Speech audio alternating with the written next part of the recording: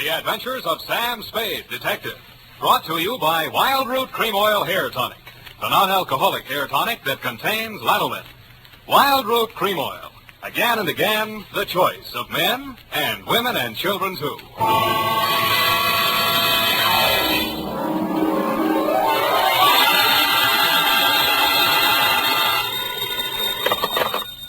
Sam Spade Detective Agency. Hope the Raven, nevermore. Yes.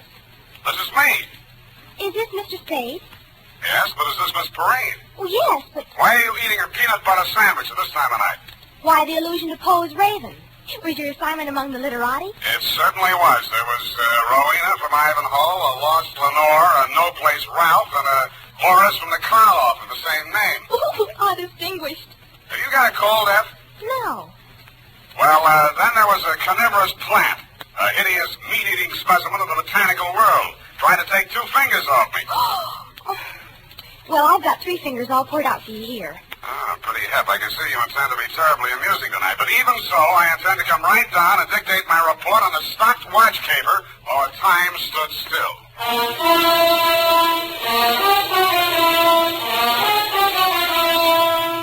Dashiell Hammett, America's leading detective fiction writer and creator of Sam Spade, the hard-boiled private eye, and William Spear, radio's outstanding producer-director of mystery and crime drama, join their talents to make your hair stand on end with the Adventures of Sam Spade. Presented by the makers of Wild Root Cream Oil for the hair. And now, with Howard Duff starring as Spade, Wild Root brings to the air the greatest private detective of them all in the Adventures of Sam Spade.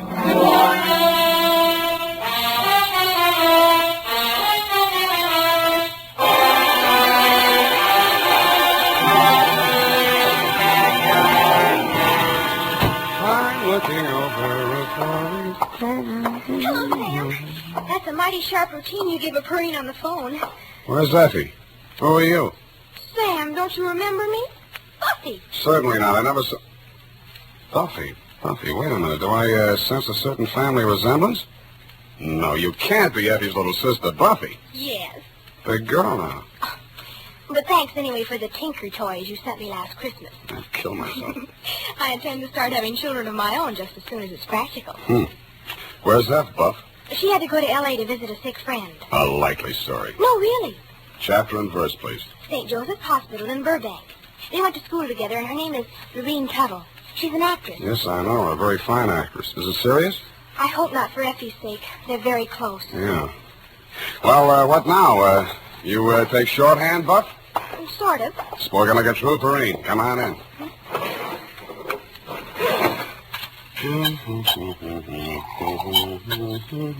Oh, I hope it's good and gruesome. I take it back. I meant the caper, not what you're drinking. Okay, Buff, you win. Ready? Why not? Date April 10, 1949 to Deputy Sheriff Bill Woodington, Marin County Sheriff's Office, San Rafael, California, from Samuel Spade, license number... 37596. Oh, steady listener. Subject, the stopped watch caper. Dear Bill, here's how it turned out, and if I ever phone you for advice again, I'll take it because you were right. She was loaded. What about those threatening letters, Sam? Don't give another thought. Old Lady Raven's had me up there a dozen times the last 6 weeks. She got threatening letters, she got prowlers, but when I got there, she can't find the letters, and the way that house is tucked away in the woods, I don't think a prowler could find it. How do I find it, Bill? Huh? The Gray Line bus goes right by the gate. Mount Tama Valley Road, about 3 miles this side of Rock Spring. Oh, that sounds pretty rugged. You, say she's a crank. But she's got money, Sam. Oh, the poor old soul. And she got a niece. Oh? Yeah, over 23, but she's stacked. The old lady's loaded, the niece is stacked. Who else lives there? Well, there's a butler. Somebody flattened his head when he was young, and he wears bangs to call attention to it. Sort of shuffles around the house. But you ought to see him out in the woods chasing them old ground squirrels. Quick as a deer hound. Yeah, and Never mind. You sold me. All these marvels I have got to see.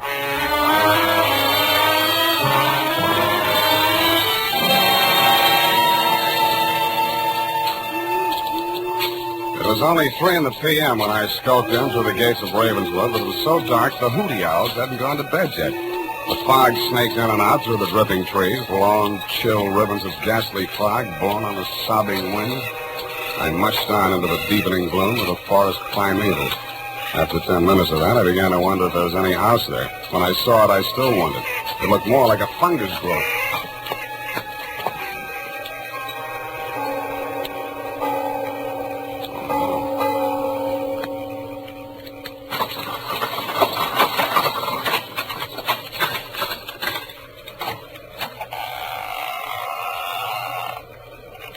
Yes? Speak of the English? It is chilly, isn't it, sir? Won't you come in? Sure, why not? Yes, I expected that. If you'll be so kind as to wait here, sir, I'll inform Miss Rowena of your arrival. Thank you, Johnny Stewart. Forrest, who's out there? Is it the man with the hemlock? Answer me, you brute! Oh. Where is it? Did you say Hemlock? Oh, you must be my aunt's detective. Spade, was it? It is, right. I'm Ralph Raven. Come along with me, Spade. I have something interesting to show you. Ralph Raven was the one member of the household you hadn't described to me, and no wonder. The wasted figure that looked up at me from the wheelchair was more like a ghost than a man. His face was chalk white. So white it seemed almost luminous, and the skin clung so close to his skull there seemed to be no flesh beneath it. And his wide, staring eyes looked like 2 cups of black coffee on a snow-white tablecloth. I followed him into a glass-enclosed room only slightly larger than the garden court at the plaza. The humidity was several points higher than the dripping woods, and the temperature was several degrees lower. But the plants he had growing there seemed to thrive on it. As I edged nervously through the dense, quivering foliage, I noticed a strange-looking yellow-green pod, about the size of a milk bottle at the end of a long, tubular stem. It leaned over, opened its red mouth, and said, "Hey, what is that thing?" Oh, that's my Sarracenia gigantosa. Meat eater. Carnivorous plant. Don't be frightened. I just fed it. Don't tell me. You know what it eats? Acts like it needs a dose of bicarb. No, perfectly healthy. Merely part of the digestive process, even as you and I. Not me. But over here, you're a detective. These plants should interest you. Oh, don't touch that mandrake. Never thought of it. It won't cry out. No vocal cords. Oh, I see. It's very sensitive. Oh, sensitive. And deadly poison. Oh. And you see here, these pretty purple blossoms? Yeah, it's very pretty. Source of an alkaloid poison, favored by the Borgias. And these, white hellebore. Watch your language. I use it in compounding veratria, a poison so ancient it would probably go undetected in the police laboratories of today. Mm-hmm. And here's a charming one, both a killer and a medicine. Belladonna, or deadly nightshade, source of atropine. Mm-hmm. And this, commonly known as nux vomica, Well, produces not one but 2 deadly poisons. The well-known strychnine and the rare and not easily detectable brucine. yeah, well, it's quite a hobby, Mr. Raven. It's not a mere hobby, Mr. Spade. It's a practical science. All the plants in this conservatory have their fatal properties, and all have played a role in the great crimes of history. Did my aunt get another threatening letter? So she says. Odd that she should fear death at her age, and odd that she should hire a bodyguard. How does she know how it'll come? It might be poison. Speaking of poison, brother dear, it's time for your medicine. Oh, Spade, my sister, the lost Lenore. How do you do, Mr. Spade? How do you do? Here, Ralph, drink up. Why does it always have to be in milk? And look here, it's not time anyway. Oh, this confounded watch has stopped again. Spade, what time do you have? Why, it's 3, that's funny. My watch has stopped, too. I didn't know then what that meant. In fact, if you look on the last page of this report, Deputy dear, you'll see that the stopwatch was the key to the whole puzzle. I protest that my failure to realize its significance at that moment had absolutely nothing to do with the fact that my client's niece, Lenore Raven, was, as you so roguishly put it, stacked. About there, Boris, the butler, bobbed up and beckoned me from the balustrade. I followed him upstairs and was ushered into the austere and regal presence of my client, Rowena Raven. That will be all, Boris. Yes, madam. Oh, Boris, I just remembered. Yes, madam. There on the occasional table, my watch. I want you to take it around to the watchmakers in the morning. It's on the fritz again. Yes, madam. Mr. Spade, I must apologize for keeping you waiting. Oh, that's all right. My watch hasn't been keeping proper time ever since those threatening letters started. Would that be a clue, Mr. Spade? Maybe we'd better start with the letters, Mrs. Raven. I can't find them anywhere. I think that young man from the sheriff's office must have pinched him. Bill Woodington? Oh, I'm sure not. Well, all the same, it's very odd that every time he comes here, he can't find him. Well, where did you put him, Mrs. Raven? Right there on the occasional table. Yeah, well, Mrs. Raven, sometimes people have very vivid dreams. Huh? Doesn't mean there's anything wrong with their minds or anything like You that. talk just like Dr. Slosser, that young sawbones my niece sent around looking at my sciatica. Sciatica's nothing but a pain. How can you look at it? It's a lot of bull. Yeah, what did the letters say, Mrs. Raven? That's why I wondered about my watch, Mr. Spade. The letters always contain some reference to time. Your time is running out. Beware when time moves slowly. Soon it may stop altogether. Mm-hmm. That sort of thing. You think there could be a connection? I mean, has someone been tampering with my watch? The repairman doesn't know what's causing it to lose. Did he think it might have been tampered with? No. He thought it was something in the mountain. Magnetism or something. Well, that sounds logical. That's Now, a lot of hooey. I lived here 40 years and my watch never lost a minute. Something in the mountain, my eye. Something in this house, more like, or somebody. You ask me, he's not half so sick as he pretends to be. Your nephew? Uh-huh. What do you think? Well, I think he's a very sick man. No wonder. Sitting in that damp conservatory day after day, pottering over those fiendish poisonous plants. You see the one that eats mice and hamburgers? Yes, I did. What's supposed to be the matter with your nephew, Mrs. Raven? Oh, he was in an auto accident. Injured his neck. He had to remove part of a gland or something. His neck. But Dr. Schlosser says he's in good condition aside from that. And if he takes his medicine faithfully, there's no reason why he should... Come in! Ah, Mrs. Raven, how is that pain this afternoon? Worse, thank you. Dr. Schlosser is Mr. Spade. Ah, yes. The detective you engaged to investigate those letters you've been receiving. Mr. Spade thinks it's an inside job. Don't you, Mr. Spade? Well, that depends on what you mean by an inside job. There, you see? Inside that romantic imagination of yours, my dear lady. Hold still now while I give you your shot. I loathe being jabbed. Now. That wasn't so bad, was it? Can I look for him? How's Ralph getting on, Doctor? Not well, I'm afraid. He doesn't seem to be responding to the... Mrs. Raven, what is it? Poison! You poisoned me!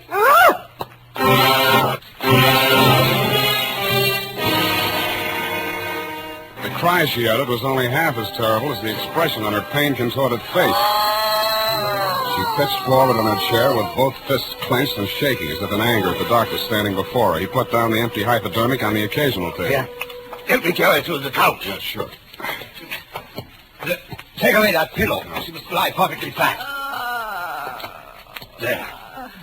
That's better now. She's relaxing. I'm dying. There was poison in that needle. Please, Mrs. Raven, it was only sedative to make you sleep. Sleep. The time is running out. The poor woman. Malignant condition. Only a matter of time. Does she know? That she has only a short time to live? Oh, yes. Well, I have another call. Do you have the time my watch seems to have stopped? Another one. I beg your pardon. Nothing. I left my watch at home. Oh, then Ludwig, something terrible. Your aunt is sleeping. You'd better come down to the conservatory right away. Ralph is in terrible pain. What kind of pain? He keeps saying he's been poisoned. What? Well, come along. Take that hypo to the kitchen door and sterilize it. Where is it? On the table there. He stopped in his tracks. His mouth fell open, and he gaped at the tabletop where he put down the hypodermic. In its place, it appeared two items. An old-fashioned lady's watch and a note written in green ink. The note said, "Time must have a stop." I picked up the watch and held it to my ear. You guessed it. It wasn't ticking. I had a hunch my client wasn't either. And I was right.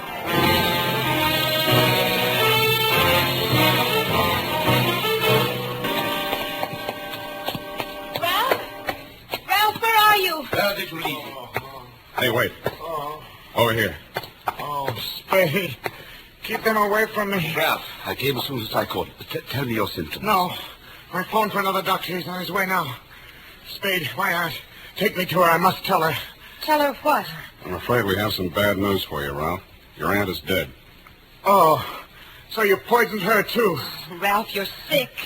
You don't know what you're saying. She's been to every specialist in the country. They all said the same thing. They all said she was good for another 3 months. My dear boy, in these cases, any doctor's guess is as bad as the next. Oh. Please, Ralph, you're very sick. Please let Ludwig examine you. If it's what you think, the other doctor may be too late. Why not? Why should I fear death? That's better. Now let me see your eyes. So, open them out. So. What is it? What is it? He's right. It is poison. It is? You know, my dear. Yes? When you sterilized that needle for Ralph's shot this morning, did you pick up the wrong bottle? Of course not. Strange. Very strange. But don't worry, Ralph. There's a very simple antidote. Oh, thank heaven. You should, my dear. Indeed you should.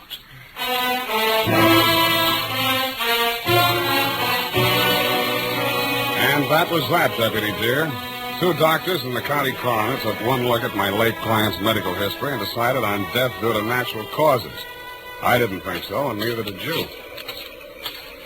So there really were threatening letters. I saw one. You sure now, Sam? Sure, I'm sure. Where'd you say it was? On the occasional table. Yeah. What was you doing when it wasn't a table? Not occasionally, occasional. Oh, just any old table. No, Bill, get this. It's real deep. An occasional table is a table that a woman picks up at a bargain and puts into a room under the mistaken impression that it may come in handy someday. Mrs. Raven used hers as a catch-all for her unanswered correspondence, threatening letters included. And what happened to the one you saw? I don't know. I put it right here in my coat pocket along with a watch. It just disappeared. That might be tampering with evidence. Listen, Bill, things were disappearing from that table almost as fast as other things showed up. Yeah, sounds like pack rats. You follow that up, Bill. I'm going to pack up and rat out of here. Now look, Sam. My client's dead. It's officially okay. I haven't made a penny out of the caper, and now I'm not likely to. So, do you give me a lift back to the toll gate, or do I hitchhike? There's your answer. Come on.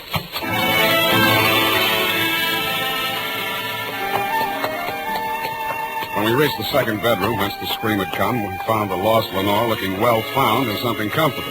She standing center stage, regarding herself with horror in a full-length mirror. She looks awful pale, Bill. You better go downstairs and get some ice water. She might faint. You think so? Yeah, hurry up. I'll stay here and keep up with circulation in case anything happens. Yeah, you're right. Beat it. Oh, it's you, Sam. I thought... You thought what?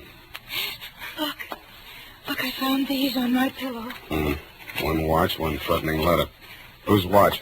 Mine. I left it on the dressing table when I went in to cream my face. When I came out, somebody had slipped this under it.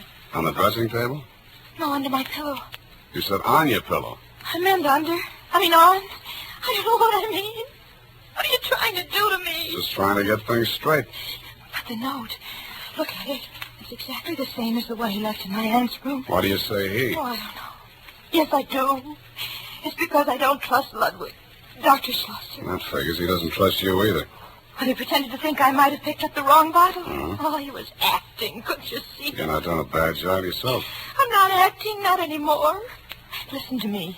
Listen, he's acted strangely ever since I foolishly said I'd marry him. I would myself. Oh, Sam, darling, don't joke. I don't mean like that. How did you meet him? He got me out of a jam once. The accident, when my brother was hurt. I went for a doctor, and he happened to be the nearest one. Well, I'd been drinking, and he took over, and he sent me home before the police arrived at the scene. Didn't Ralph know? He blanked out. He doesn't know to this day. But Ludwig never forgot. He forced me to recommend him to my aunt. He got into her good graces, practically moved into the house. Then he pretended to make love to me. Pretended? He didn't care about me till he found out about my aunt didn't have long to live. He knew half her money would come to me. Sam, do you think he poisoned my aunt? Officially, she died from natural causes. But you said she spoke about being poisoned. And Ralph, too. What's that medicine you give in the note? I don't know. It's a prescription, just some drops that come in a metal container. Where do you keep those drops? Here in my room. I have to hide them. They make Ralph feel so much better. He used to overdose when the doctor trusted him to dose himself. Let me see that medicine. It's just here in this cabinet. Here it is. It's right. Don't tell me. It's empty. There was a glass bottle inside the container. Small but heavy. Lead yet. Hey, what are you doing with that gadget? The thing with the dials and the speedometer. Oh, That's something medical. I have to make a test on Ralph every day to see how he's getting along. You know what that actually is? Yes, I do. It detects anemia. Well, I wouldn't know about that, but a Geiger counter is generally used to detect something else. Well, what are you going to do with it? I'm going prospecting for that missing medicine. Ah, there you are. I've been looking everywhere for you. I'm afraid I have bad news for you, Lenore. Ralph? My diagnosis was correct. Pernicious anemia. Dave. What is that you are carrying, Mr. Spade? Oh, nothing special, Doctor. Just an old Geiger counter. Lenore, did you let him take it? He said he was going to use it to find Ralph's medicine. What happened to Ralph's medicine? I don't know. It's just gone. Mr. Spade, that machinery is my property. I must ask you to hand it over. No gun necessary, Doctor. Here, take it. Take your gun, too, sir. Lenore, carry the machine this way. Walk ahead of us. First, we try the conservatory. He was an amateur with a gun, but I didn't jump him for it because I'm an amateur with a Geiger. I did notice that the indicator on the dial got nervous the minute we walked into the conservatory. Ralph Raven's body was still in the wheelchair, no paler in death than in life. His sightless eyes were fixed on that obscene plant. The plant looked sick, too. It was drooping, and his red mouth was hanging open. As we walked past the wheelchair, the indicator on the dial of the Geiger counter moved forward and then slipped back again. Then it took a sudden big jump. Ah, so that was his hiding place. The maw of that disgusting carnivorous plant. Well, it's not pleasant, but there's only one way to get it. Don't move, either one of you. My eye is on you. Yes. Yes, it's here. At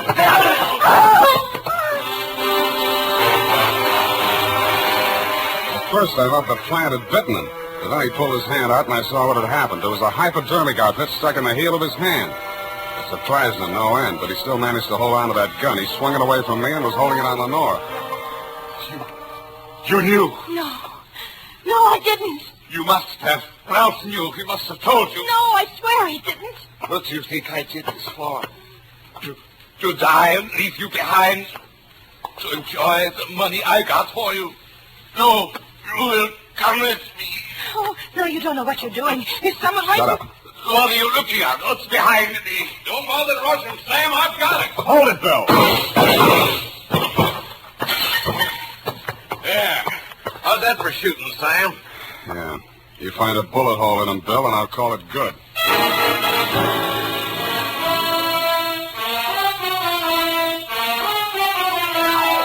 And that, deputy dear, is the crop. And it's all carnivorous. In case you're still wondering what dropped him when your shots missed, it was the poison in that hypodermic needle which Ralph had planted there for that very purpose and then baited the trap for the all-important missing medicine. Later on, I learned that what the doctor had been feeding him was the right medicine for what ailed him, an isotope of iodine. It seems it's radioactive like uranium, but if you take too much of it, you die. Not of poisoning, but of pernicious anemia, which is how the doctor planned for Ralph to die. It also magnetizes watches so they don't keep the right time. And if they're cheap ones, like mine, they may stop altogether. Period, and a report. Got all that, Buffy? I got it, Sam, but I don't get it. Buffy, people have studied all their lives to learn about atomic stuff like isotopes, and you expect me to teach you everything in one easy lesson. Oh, no, Sam, I know about that. But who killed who? Whom, dear? The doctor killed everyone, but Ralph loaded the needle. Then they were accomplices? No, Buff, get this. It's real shallow. Ralph knew there was no way in the world to prove that the doctor was killing him and hastening his aunt's demise, so he saw to it that she got a dose of detectable poison and did himself the same favor. Now, like a good girl, go type that up,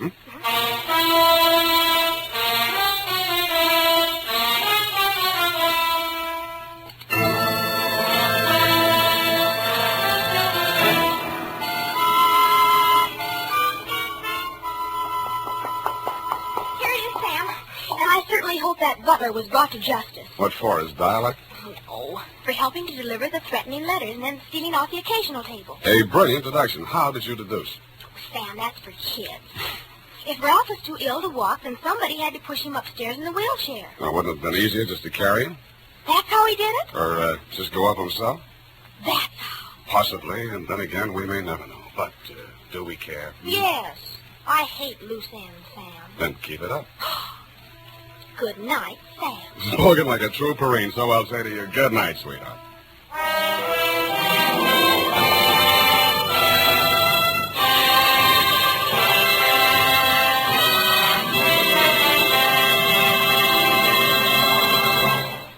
Adventures of Sam Spade, Dashiell Hammett's famous private detective, are produced and directed by William Spear. Sam Spade is played by Howard Duff.